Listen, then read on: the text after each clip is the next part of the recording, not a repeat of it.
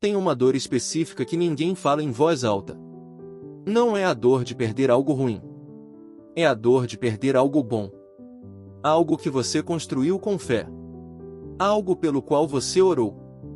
Algo que você jurava que Deus tinha colocado na sua vida. E quando ele foi embora, o relacionamento, o negócio, a saúde, o sonho, a dor não veio só. Ela veio acompanhada de uma confusão espiritual que ninguém sabe nomear. Se Deus me deu, por que Deus tirou? E pior ainda, você foi a charte. Você orou. Você fez o certo. E ainda assim, o chão cedeu embaixo dos seus pés.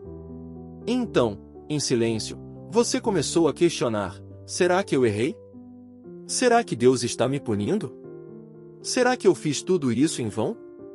Quero te dizer algo que pode ser difícil de ouvir no início, mas que vai se transformar na coisa mais libertadora que alguém já te disse: não. Você não errou. Você foi escolhido. E a marca dos escolhidos não é uma vida de facilidade e abertura de portas. A marca dos escolhidos é exatamente isso que você está vivendo, o colapso do que era bom, para abrir espaço para o que é extraordinário. Deus não usa vasos intactos. Ele usa vasos quebrados. E vou te provar isso agora. A primeira coisa que precisa ficar gravada no seu coração é esta: na Bíblia, toda vez que Deus escolheu alguém para algo grande, Ele primeiro permitiu, ou causou, a destruição da vida que essa pessoa tinha. Não é coincidência. É padrão. Abraão recebeu a promessa de ser pai de nações, e ficou décadas sem filho. Não dias. Décadas.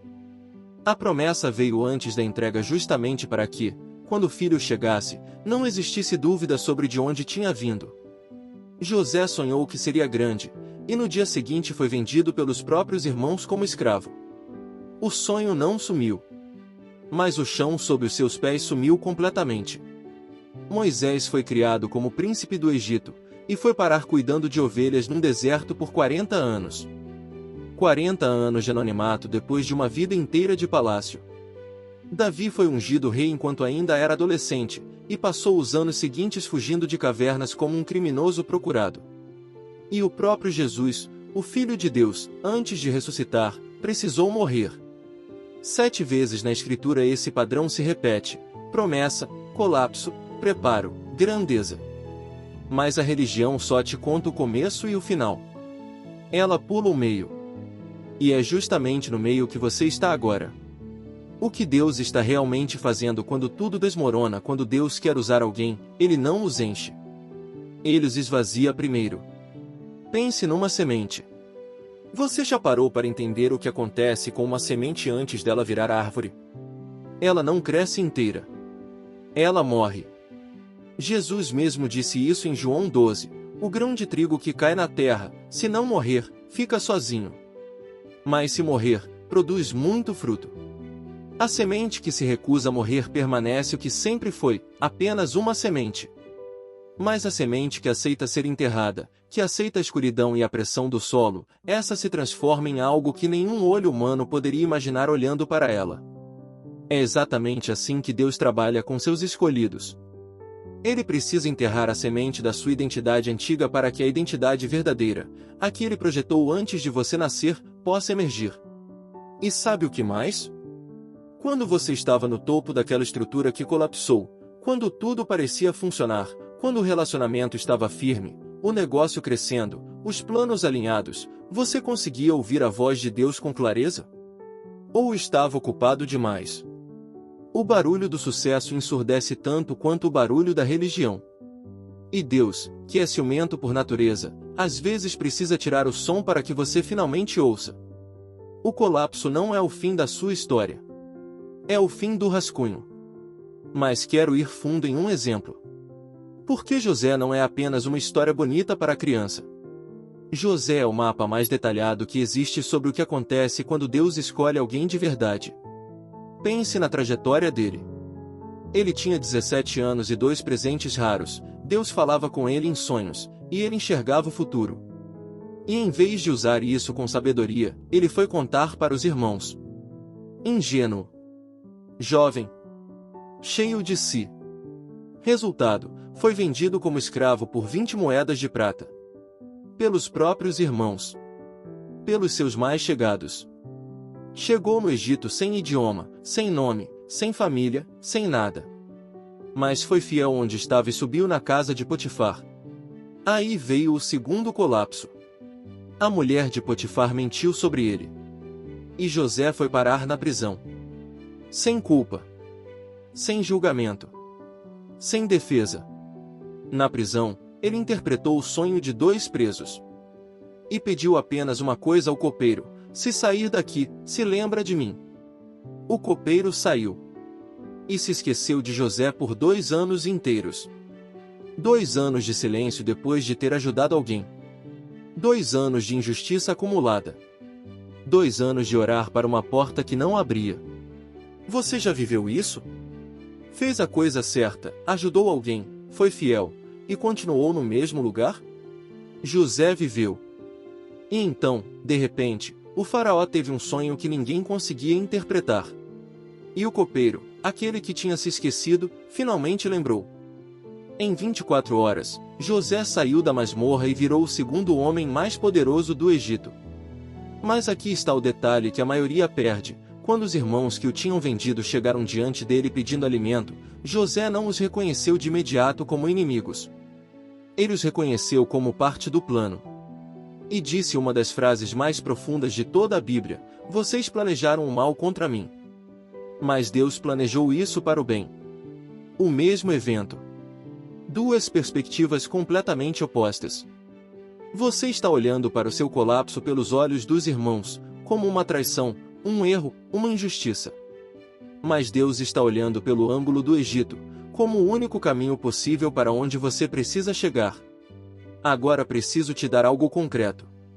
Por que tem uma diferença real entre uma vida que está sendo destruída como consequência e uma vida que está sendo demolida como construção? E o sinal é este: grave isso. O colapso como punição tira a vontade. O colapso como preparo tira a estrutura, mas preserva a chama. Quando Deus está julgando, você perde o desejo, perde a direção, perde a fé. Quando Deus está formando, você perde tudo ao redor, mas continua acordando de madrugada com algo ardendo no peito que você não consegue apagar nem se quisesse. Você ainda queima? Mesmo depois de tudo que perdeu, ainda tem algo dentro de você que não morreu? Uma convicção que não faz sentido racional diante do seu cenário? Esse fogo que não apaga em meio à fumaça, esse é o sinal dos escolhidos. A punição apaga. O preparo refina. E tem um segundo teste: o ouro não vira joia guardado no cofre. O ouro vira joia no fogo. Se você está no fogo e ainda tem substância, ainda tem caráter, ainda tem fé, ainda tem amor, ainda tem propósito, o fogo não está te consumindo. Está te revelando. O que o fogo não pode queimar é o que você realmente é. O que está caindo, caía. Mesmo. Era casca. Era ornamento. Era estrutura feita por mãos humanas. O que está ficando, isso é você. Existe uma cena específica que me persegue nas Escrituras. Uma mulher com um frasco de alabastro chega diante de Jesus. O perfume dentro daquele frasco valia o salário de 1 ano inteiro. Era o mais precioso que ela tinha. E ela faz algo que choca a todos na sala: ela quebra o frasco. Não abre. Quebra. Por que quebrar? Por que não apenas abrir e derramar com cuidado? Porque algumas unções só se liberam com a quebra total. Enquanto o frasco permanecia intacto, o perfume ficava contido, controlado, mensurável. Quando o frasco se quebrou, o perfume tomou conta de todo o ambiente. Todos sentiram. Todos foram tocados. E Jesus disse: onde for pregado o Evangelho, o que ela fez será lembrado. Você é o frasco. Deus não está te destruindo. Ele está quebrando o invólucro para liberar o que está dentro de você, o que nunca poderia sair enquanto você permanecesse intacto. O perfume que vai tomar conta do ambiente ao seu redor não vem do frasco inteiro. Vem do frasco quebrado que aprendeu a derramar. E aqui está o que os não quebrados nunca terão: eles podem ter plataforma, podem ter audiência, podem ter recursos, mas não têm unção. Unção não se compra. Não se estuda. Não se herda. Unção é o que sobra depois que tudo que não era Deus foi queimado. Os escolhidos que passaram pelo fogo carregam uma autoridade que os intactos não conseguem imitar. Quando eles falam, algo ressoa. Não porque são eloquentes, mas porque cada palavra foi paga com sofrimento real. E é exatamente isso que o mundo ao redor de você está esperando. Não a sua versão polida. A sua versão quebrada e derramada. Então o que os escolhidos recebem do outro lado? Não recebem de volta o que perderam. Recebem algo que nunca teriam sem a perda. Eles recebem olhos que enxergam o que os outros não conseguem ver. Um coração que tem capacidade de amar onde os outros desistiram. Uma voz que carrega o peso do que foi vivido de verdade. E uma paz que não faz sentido nenhum diante das circunstâncias, porque não vem das circunstâncias. Vem de dentro. Muitos de vocês que estão me ouvindo agora não estão numa temporada de fracasso. Estão numa temporada de formação. Não estão sendo abandonados. Estão sendo esculpidos. A diferença entre um bloco de mármore e uma escultura de Michelangelo não é o material. É o quanto o cinzel passou por ele. E Deus é o único escultor que vê a escultura dentro do bloco antes de dar a primeira martelada. Ele sabia o que estava fazendo quando permitiu o colapso. Ele sabia o que estava construindo quando deixou o chão ceder. Ele não se enganou com você. Ele não cometeu um erro. Ele estava, e ainda está, te moldando. Então não tente reconstruir o que Deus demoliu. Não tente consertar o que Ele permitiu quebrar. Confie no arquiteto. Confie no processo. E continue ardendo, porque o fogo que não conseguiu te apagar é a maior prova de quem você é.